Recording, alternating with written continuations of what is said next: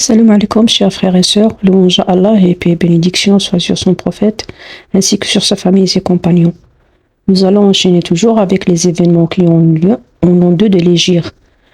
C'est-à-dire, ici, c'est le transfert de la Qibla et la prescription du Ramadan, ainsi que les prémices qui ont conduit à la confrontation de la bataille de Badr. Pas la bataille de Badr elle-même, mais qu'est-ce qui s'est passé avant. Donc, c'était au mois de Rajab, le 15 de Rajab, de l'an 2 de l'Hégire, qui marqua le jour où la Qibla des musulmans, la direction de la prière des musulmans, elle était orientée d'abord vers la mosquée Al-Quds à Jérusalem, puis elle a été changée pour être dirigée vers la Kaaba à la Mecque. Donc cet événement marquant, il s'est déroulé au l'an 2 de l'Hégire. Quand le prophète, bénédiction et salut soit sur lui, arriva à Médine, il se dirigeait dans ses prières vers Jérusalem durant 16 ou 17 mois. Comme il est affirmé dans les deux sahih sur la base d'un hadith de Bara ibn Azib, dans lequel il dit « Le prophète bénédiction et salut soit sur lui, prit orienté vers Jérusalem durant 16 ou 17 mois. Il lui plaisait cependant de pouvoir s'orienter vers la maison Al-Kaaba, la maison sacrée, c'est-à-dire son souhait, c'était de prier vers la Kaaba, qui est sa terre natale, la Mecque, qui est sa terre natale.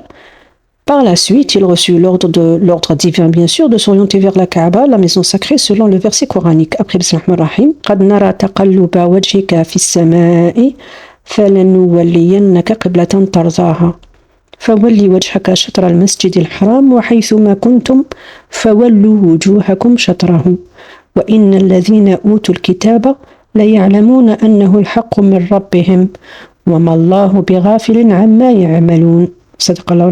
Al-Baqarah, verset 144, qui se traduit comme suit. Certes, nous te voyons tourner le visage en tous sens dans le ciel, c'est-à-dire c'est Allah subhanahu wa ta'ala qui s'adresse à son prophète et lui dit, nous te voyons tourner le visage en tous sens dans le ciel. Ensuite, nous te faisons donc orienter vers une direction qui te plaît, c'est-à-dire la Mecque. Tourne donc ton visage vers la mosquée sacrée, c'est la Kaaba. Où que vous soyez, tournez-y vos visages. Certes, ceux à qui le livre a été donné savent bien que c'est la vérité venue de leur Seigneur.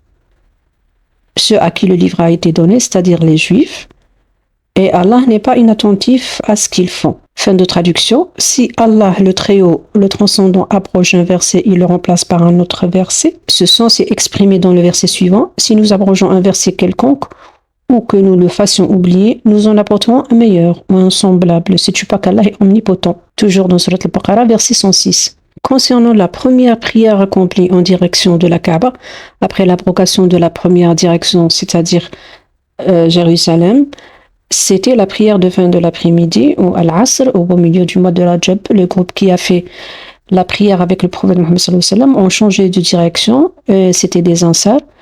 Et quand ils ont terminé, ils ont quitté la mosquée et un membre du groupe qui faisait la prière avec eux passa près d'une autre mosquée où il y avait d'autres musulmans qui faisaient la prière en direction de l'ancien Qibla, c'est-à-dire Jérusalem. Pendant qu'ils faisaient la prière, il leur dit « J'atteste devant Allah avoir prié avec le messager d'Allah, bénédiction salut soit sur lui, dirigé vers la Mecque. » Pendant leur prosternation, ils n'ont pas encore terminé la prière quand cet homme leur communiqua la nouvelle et pendant leur prière toujours, ils changèrent de direction sans s'arrêter. Bien sûr, sans faire salam et sortir de la prière, ils ont continué leur prière.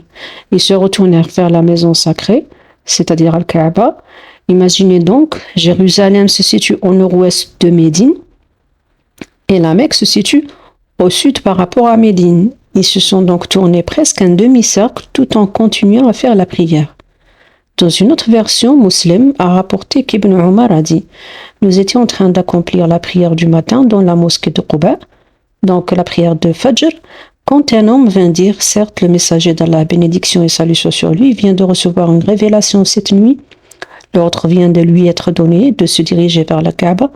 Faites-en de même. Auparavant, ils s'orientaient vers la Syrie. Ils se retournèrent immédiatement. Au début, les gens du livre, notamment les Juifs, appréciaient le fait que le prophète s'orientait vers la direction de Jérusalem dans ses prières. Quand le prophète commença à s'orienter vers la maison sacrée, ils le désapprouvèrent. Après, bismillahir-rahmanir-rahim, سيقول السفهاء من الناس ما ولاهم عن قبلتهم التي كانوا عليها قل لله المشرق والمغرب يهدي من يشاء إلى صراط مستقيم وكذلك جعلناكم أمة وسطا لتكونوا شهداء على الناس ويكون الرسول عليكم شهيدا وما جعلنا القبلة التي كنت عليها إلا لنعلم من يتبع الرسول ممن ينقلب على عقبيه وإن كانت لكبيرة إلا على الذين هدى الله وما كان الله ليضيع إيمانكم صدق الله العظيم. Toujours dans Surat al-Baqarah, traduit comme suit. Les faibles d'esprit, ceci dit les juifs, parmi les gens, vont dire qui les a détournés de la direction de prière vers laquelle ils s'orientaient auparavant, dit c'est Allah qu'appartient le levant et le couchant. Il guide qui il veut vers un droit chemin. Et aussi, nous avons fait de vous une communauté de justes, c'est-à-dire les musulmans, pour que vous soyez témoins aux gens, comme le messager sera témoin à vous. Et nous n'avions établi la direction vers laquelle tu te tournais que pour savoir qui suit le messager d'Allah, et qui s'en tourne ses talents. C'était un changement difficile, mais pas pour ceux qu'Allah guide. Et Allah ne fera pas perdre la récompense de votre foi. Car Allah, certes, est compatissant et miséricordieux pour les hommes. La question posée par les Juifs concernant le transfert de la Qibla de Jérusalem à la Kaaba, qui les a détournés de la direction vers laquelle ils s'orientaient auparavant, c'est l'un des moyens que les Juifs utilisaient pour montrer l'authenticité et l'originalité de leur religion. C'était de dire aux musulmans, votre prophète n'a rien apporté, tout ce qu'il a, tout ce dont il parle, vient de nous, c'est-à-dire ça existait auparavant dans la Torah, bien qu'il s'oppose à notre religion, il prie en regardant vers notre Qibla, c'est-à-dire vers Jérusalem. Avec l'avènement du changement de la Qibla, cette machination a été jouée. Donc, selon le verset traduit comme suit, nous te faisons donc orienter vers une direction qui te plaît, qui est la Kaaba, tourne donc ton visage vers la mosquée sacrée Masjid al-Haram. Et cette prescription a été tellement foudroyante pour les Juifs qu'ils ont envoyé certains de leurs chefs auprès du prophète sallallahu alayhi wa sallam. Ils lui ont proposé, ils lui ont dit, traduit selon le verset cité plus haut, si tu reviens vers notre Qibla, nous t'obéirons. Dieu a révélé la réponse au prophète Muhammad sallallahu alayhi wa sallam dans le verset 145 de la Surat al-Baqarah, comme suit. Certes, si tu as apporté toutes les preuves à ceux à qui le livre a été donné, ils ne suivraient pas ta direction, c'est-à-dire le Qibla, et tu ne suivras pas la leur, tu ne suivras pas leur direction, n'importe laquelle, et entre eux, les uns ne suivent pas la direction des autres, quelle que soit leur direction. Et si tu suivais leur passion après ce que tu as reçu de science, tu serais certes du nombre des injustes. Fin de traduction. Selon Aïcha, un homme juif a demandé la permission de parler au prophète Muhammad sallallahu alayhi wa sallam. Celui-ci la lui accorda. L'homme saluait le prophète Muhammad sallallahu alayhi wa sallam en lui disant « Assalamu alaykum » au lieu de dire « Assalamu alaykum ». Et « Assam » en arabe veut dire la mort, c'est-à-dire que cet homme, pour provoquer le prophète, il lui souhaite la mort en guise de salutation. Le prophète Muhammad sallallahu alayhi wa sallam lui rend le salut en lui disant « À toi de même ». Aïcha était présente et avait l'intention de répondre pour défendre son mari. L'homme répéta la salutation 3 fois et le prophète sallallahu alayhi wa sallam lui répéta 3 fois la même réponse. C'était afin de provoquer le prophète, mais lui, il répondit de la même façon. Par contre, c'était Aïcha qui réagit. Elle raconta, j'ai dit à l'homme, plutôt la mort pour vous ainsi que la colère d'Allah. Vous, frères de singes et de cochons, vous saluez le messager de Dieu parce qu'il n'est pas. Le prophète Muhammad sallallahu alayhi wa sallam la regarda et lui dit, ça suffit. Allah n'aime pas la vulgarité, il n'aime pas qu'on fasse exprès d'être vulgaire.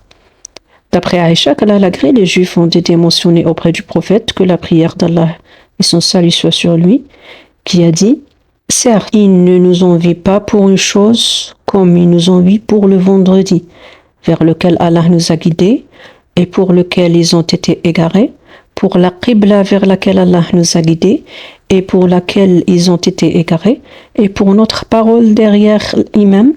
Amen. Rapporté par Ahmed et authentifié par Sheikh al-Albani. Concernant la dernière partie du verset dans Surat al-Baqarah, وَمَا كَانَ اللَّهُ لِيُضِيعَ إِيمَانَكُمْ, donc ça concerne les musulmans qui faisaient la prière en direction de Jérusalem, et qui sont partis et sont décédés ou tués avant le changement de la Qibla. Est-ce que leur prière sera vaine? Les hasanats qu'ils ont eu de cette prière sont maintenus. Voilà pour le changement de la Qibla. Le deuxième événement qui a eu lieu en 2 l'an de l'Hégire, la prescription du jeûne de Ramadan. Donc cette prescription du jeûne s'était faite de manière graduelle, comme la plupart des prescriptions par rapport à la prière, certaines interdictions, car c'était une chose nouvelle pour les musulmans de l'époque et donc ils n'étaient pas habitués à ça au début de l'islam. Même les premiers musulmans ont eu du mal à s'habituer au jeûne du Ramadan la première année. Comme cela a été mentionné dans la deuxième version du hadith, Mu'adh, qu'Allah soit satisfait de lui, dit: ils étaient un peuple qui n'était pas habitué à jeûner et il était difficile pour eux de le faire. Fin de hadith. Donc l'obligation de jeûner a été instaurée pour les musulmans dans la seconde année de l'Hégire, durant le mois de Sha'ban, par la révélation de ce verset du Coran. Aux croyants, le jeûne vous est prescrit, comme à ceux qui vous ont précédés, afin que vous deveniez conscients d'Allah, dit le Coran, qui ordonne aux musulmans de jeûner comme l'ont fait les autres croyants de Dieu, qui les ont précédés dans le jeûne. Est-ce que la prescription porte sur le fait du jeûne seulement, de même que les chrétiens, c'est-à-dire les nations qui nous ont précédés, qui l'ont fait avant nous, ou le fait de jeûner de la même manière? L'imam Nawawi dit: le prophète, que la prière d'Allah et son salut soit sur lui, a jeûné 9 mois de Ramadan, car le jeûne a été imposé durant le mois de Sha'ban de la 2e année après son immigration à Médine, et il est mort durant le mois de Rabi' al-Awwal de la 11e année après l'immigration à Médine. Le jeûne a été prescrit en 3 étapes.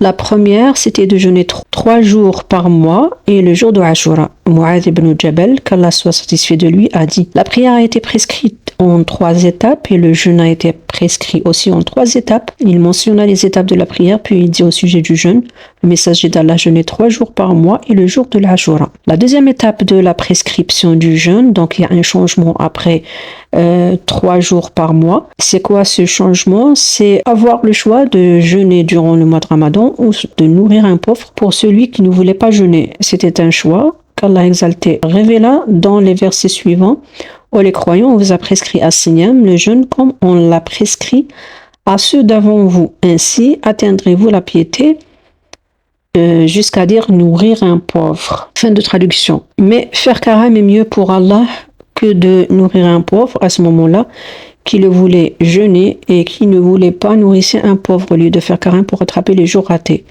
Et c'était licite. La troisième étape et l'avant-dernière, c'était l'étape de l'obligation du jeûne pour celui qui peut son choix.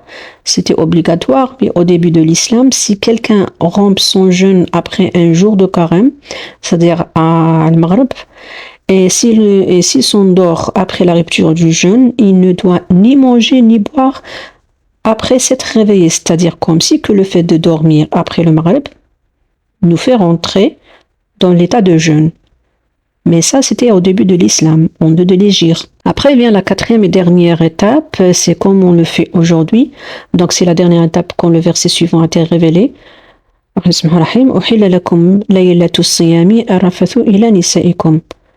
C'est-à-dire soit on a dormi ou non après la rupture du jeûne, à partir du Maghrib ou à partir de Isha. La nuit, tout est permis, c'est manger, boire, etc., jusqu'à l'aube. Mais ce n'était pas imposé à tout le monde, c'est-à-dire le jeûne complet n'était pas imposé à tout le monde. Il y a toujours l'exemption du vieil homme et de la vieille femme, des vieux, qui ne peuvent pas jeûner en leur imposant de nourrir un pauvre. Ceci concerne également le malade incurable, les enfants, le voyageur. Et c'est pas la peine de m'étaler, je crois que tout le monde connaît ça. Au passage, j'aimerais raconter cette histoire. Il y a un homme de Ansar appelé Sirmah qui n'a pas arrêté de travailler tout en jeûnant du matin jusqu'au soir. Il rentra chez lui, trouva sa femme, accomplit la prière de Isha et s'endormit sans boire ni manger jusqu'au lendemain matin, c'est-à-dire qu'il n'a pas rompu son jeûne. Il se réveilla donc le matin, le lendemain, en état de jeûne. Il n'a rien mangé, il n'a rien mis sous la dent la veille, donc il avait l'estomac vide. Imaginez l'effet que ça fait sur le corps, le fait de rater de rompre le jeûne pour plus d'une journée complète. Le messager d'Allah sallallahu alayhi wa sallam le vit alors et constata sa condition. Il était très affaibli, vidé de son énergie. Il lui dit: comment se fait-il que tu sois aussi affaibli? Il répond: Au messager d'Allah, j'ai travaillé hier. À mon retour, je me suis couchée pour me reposer un peu et je me suis endormie sans le vouloir, oui, jusqu'au matin. Je me suis trouvée ainsi en état de jeûne. Voilà pour ce qui est du jeûne du mois de Ramadan. Maintenant, nous allons passer à, à cet événement ou à ces prémices qui ont conduit à la bataille de Badr. J'avais déjà évoqué la dernière fois la situation initiale après l'hégire. Les musulmans ont mené des raids et des expéditions avant la bataille de Badr. Je les mentionnerai rapidement. Ensuite, le mouvement d'avant-guerre. Pour rappel, il y avait le raid de la caravane Al-Hess, au Saif al-Bahr, raid de la caravane Batan Arabi ou l'expédition de Ubayd ibn al-Harith. Troisièmement, le raid de la caravane Al-Kharrar. Quatrièmement, invasion de Waddan ou de l'Abwa. Puis l'invasion de Bouat. Et puis l'invasion de l'Ashir. Et l'invasion de Safwan. Et finalement, le raid de Nakhla. J'en reviens plus particulièrement sur le récit de l'expédition de l'Ashir ou de l'Ashira qui s'est déroulée au mois de Jumada al-Oula et Jumada al-Akhira ou Jumada al-Thaniya selon les pays. De l'an 2 de l'hégire, soit en novembre et décembre 623. Pourquoi en ces 2 mois nous allons y arriver? Donc rapidement, une caravane Qurayshite quitte la Mecque pour rejoindre la Syrie comme chaque année. La caravane est donc particulièrement riche, transportant une grande partie des revenus mécois. Elle est dirigée par un ennemi de Mohammed le Qurayshite, Abu Sufyan. Cependant, à leur arrivée à Del Ashira, environ 30 km par rapport à Badr, l'expédition musulmane a eu l'information que la caravane de Abu Sufyan était déjà passée quelques jours plus tôt. Donc, ils l'ont raté. Et c'était la même caravane de Abu Sufyan qu'ils allaient intercepter à Jumad al-Akhira, à Del Ashira, à l'endroit qui s'appelle Del Ashira, et qu'ils ont raté. Donc, de son retour, il allait l'intercepter. Selon Ibn Ishaq, le prophète sallallahu alayhi wa sallam sortit à la fin de Jumad al-Oula et son retour au début de Jumad al-Akhira. Dans la foulée, le messager d'Allah signa un traité de non-agression mutuelle avec Bani Madlaj, une tribu habitant les environs de l'Ashira, alliée de Banu Domra. C'est dire que l'allié de mon allié est mon allié, tandis que les Qurayshites, les gens de la caravane, ont eu aussi des renseignements concernant le mouvement de l'expédition des musulmans et des agissements relatifs à la signature des traités de non-agression mutuelle avec les tribus qui habitent le territoire de l'Ashira. Abu Sufyan, le guide de la caravane qui a entamé son chemin de retour de la Syrie vers la Mecque, c'est un homme intelligent, mais il avait également extrêmement peur du prophète et de ses compagnons. Il avait chargé un homme du nom de Damdam ibn Amr al-Ghifari, moyennant argent. Il l'a payé pour exécuter une mission, c'est celle de connaître les mouvements des musulmans, une mission de reconnaissance. En même temps, se dépêcher à la Mecque et alerter en toute urgence le Quraysh, les Quraysh de la Mecque, d'une menace imminente de l'armée du prophète Mohammed sallallahu alayhi wa sallam, car sa caravane n'était pas armée, puisqu'elle transportait des marchandises, beaucoup de marchandises, donc elle était lourde et son déplacement sera long. Dans l'urgence d'appeler des renforts. Entre-temps, le prophète Mohammed sallallahu alayhi wa sallam était rentré à Médine en attendant le retour de la caravane ciblée. Pour se renseigner, l'envoyé d'Allah a dépêché ses sentinelles, parmi eux un compagnon qui s'appelle Basbas ibn Amr al-Juhani et 2 compagnons, Talha ibn Ubaydallah et Saïd ibn Zayd, pour se renseigner sur cette caravane au 2e jour du mois de Ramadan. Chacun a été dépêché dans une piste différente. Après 3 ou 4 jours, Basbas revint avec le renseignement que la caravane ciblée est de retour à la Mecque et qu'elle sera à Badr après 5 ou 6 jours. Quant à Talha ibn Ubaydallah et Saïd ibn Zayd, ils ont rencontré un homme qui s'appelle Kashad. Il les a accueillis chez lui, il les a retenus afin de les protéger le temps d'avoir des renseignements. Tandis qu'ils étaient postés sur une vallée guettant la caravane, quand elle est passée à leur niveau, les notables de la caravane de Abu Sufyan ont aperçu Kashad. Ils lui ont posé la question s'il a vu un des espions du prophète Mohammed sallallahu alayhi wa sallam. Il dit: comment est-ce possible pour les espions de Mohammed de venir jusqu'à ici? La région est loin de Médine de 350 km environ. Donc il les a pas vus. Donc la caravane a repris son chemin sans savoir de la présence des 2 espions protégés par cet homme qui les a couverts. Ensuite, ils ont pris des chemins plus lents, donc ils ont tardé pour entrer à Médine. À cette date, le prophète Mohammed sallallahu alayhi wa sallam était déjà parti à Badr et rentra de la bataille. Le prophète Mohammed sallallahu alayhi wa sallam et ses 2 guetteurs, Talha ibn Ubaydallah et Saad ibn Zayd, se sont rencontrés à mi-chemin du retour de Badr. Mais avant la bataille, qu'est-ce qui s'est passé? Le prophète Mohammed sallallahu alayhi wa sallam, en rentrant à Médine, il mobilisa ceux qui sont déjà prêts, ceux qui ont déjà leur monture. Il mobilisa cette fois même les Ansar, donc les Médinois et les Ansar.